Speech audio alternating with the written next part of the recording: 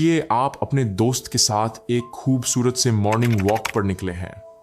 आसमान साफ है, मौसम खुशगवार है, लेकिन जैसे ही आप एक रास्ते पर मुड़ते हैं, समय अचानक से थम जाता है और आप पहुंच जाते हैं 100 साल पीछे, जबकि ना ही आपने जादू किया, ना कोई टाइम मशीन चलाई।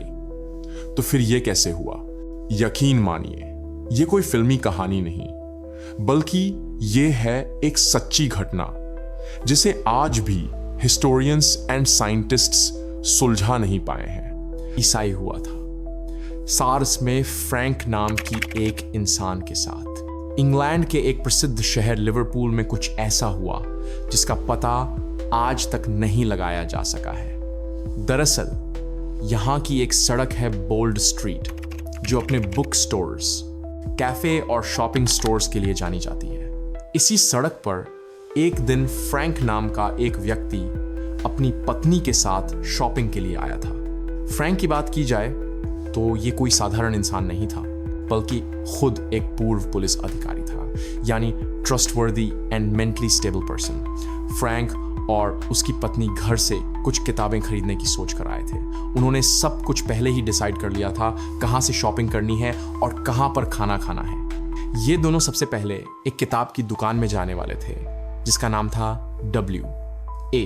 Smith shop. लेकिन अचानक उसकी पत्नी किसी और दुकान की ओर बढ़ गई और फ्रैंक अकेले W.A. स्मिथ की तरफ चला गया। जैसे ही वह सड़क पार कर रहा था, उसने महसूस किया कि सब कुछ अचानक बदलने लगा है। सड़क पर चल रही गाड़ियां पुरानी थी, लोगों के कपड़े 1950 के दशक जैसे लग रहे थे। चारों ओर का माहौल एकदम शांत और अलग था। उसे कुछ समझ नहीं आया। वह कुछ सेकंड के लिए रुका और चारों ओर देखने लगा, और तभी उसका ध्यान उस जगह पर गया जहां यह किताबों की दुकान हुआ करती थी। मगर यह क्या, अचानक से वह दुकान कहीं गायब हो गई थी। इनफैक्ट जहां W.A. स्मिथ हुआ करती थी, अब वहां क्रिप्स नाम की एक पुरानी दुकान दिखाई दे रही थी। फ्रैंक को यह देखकर हैरानी हुई, क्योंकि उसे पता था कि यह दुकान अब मौजूद नहीं थी। दरअसल क्रिप्स नाम की दुकान लिवरपूल में 1950 के दशक में बंद हो चुकी थी। लेकिन अब वह दुकान ना सिर्फ वहां थी, बल्कि उसमें लोग आ जा भी रहे थे। हैरानी के साथ फ्रैंक दुकान की ओर बढ़ा तो उसने देखा कि एक मैडन घबराई हुई अंदर जा रही थी। वो काफी फैशनेबल और मॉडर्न लग रही थी, ठीक वैसे ही जैसे 1990 की कोई आम लड़की हो। वह साफ तौर पर वहां के माहौल में फिट नहीं हो रही थी। फ्रैंक ने अंदाजा लगाया कि वह भी शायद उसकी ही तरह समय में फंस गई है। वह उससे बात करना चाहता था, मगर उसके लिए पहले उस शॉप में जाना जरूरी था। फ्रैंक ने जैसे ही दुकान में कदम रखा, वह शॉक्ड था, क्योंकि बाहर से ही नहीं, अंदर का दृश्य भी पूरी तरह पुराने जमाने का था। काउंटर लकड़ी का था, कर्मचारियों के कपड़े 1950 के स्टाइल में थे।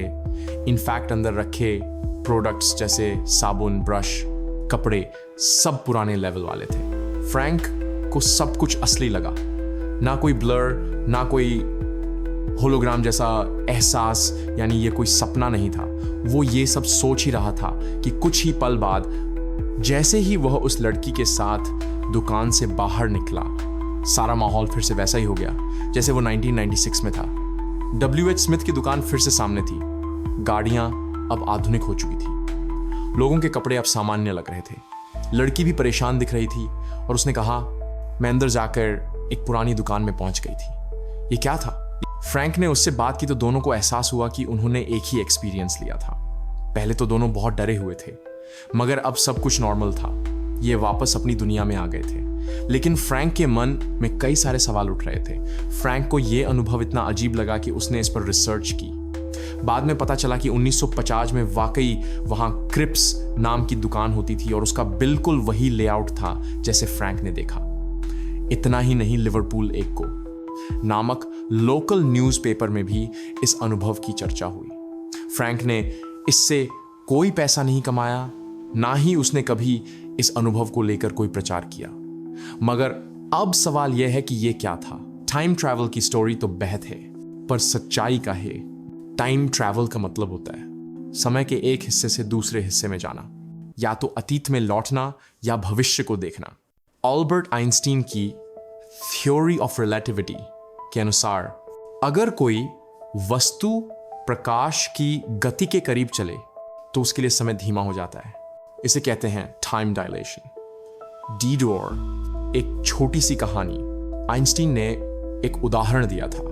दो जुड़वां भाई, एक रॉकेट में जाता है और दूसरा पृथ्वी पर रहता है। जब रॉकेट वाला भाई वापस आता है तो उसके लिए कुछ साल बीते होते हैं, लेकिन पृथ्वी पर ज्यादा समय गुजर चुका होता है। यह था भविष्य में जाने का पहला वैज्ञानिक प्रमाण। टाइम ट्रैवल से जुड़ा एक बड़ा विरोधाभास है, ग्रैंडफादर पैराडॉक्स। सोचिए, आप अतीत में जाकर अपने दादा को जवान होने से पहले ही मार देते हैं, तो फिर आप पैदा कैसे होंगे? अगर आप पैदा नहीं हुए तो अतीत में कैसे जा सकते थे? ये विरोधाभास टाइम ट्रैवल को बहुत जटिल बना देता है। क्वांटम थ्योरी कहती है एक कण एक ही समय पर दो जगह मौजूद हो सकता है। अगर हम इसे समझ पाए तो हो सकता है हम अतीत, वर्तमान और भविष्य तीनों को एक साथ देख सकें।